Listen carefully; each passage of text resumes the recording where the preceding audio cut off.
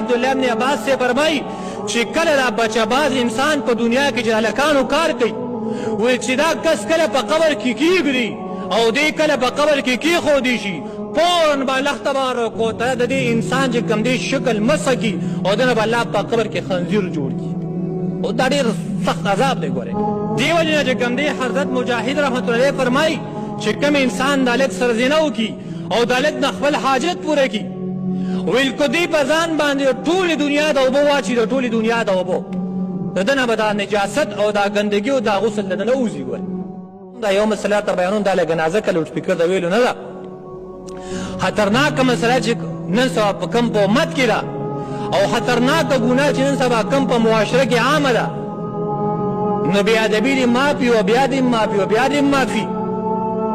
دا خبره د وینا دا به خامخا کو زمونږ استادو چې کوم دی زمونږ ذمهواري دی چې مونږ ورته ووایو هغه معاشره کې دا هلکانو کار دی بچه بازی دی دا ګوره دونه عظیمه ګناه دومره عظیمه ګناه چې الله تبارک وتعالی دې د وجه امتونه غرق او تباه کړي دي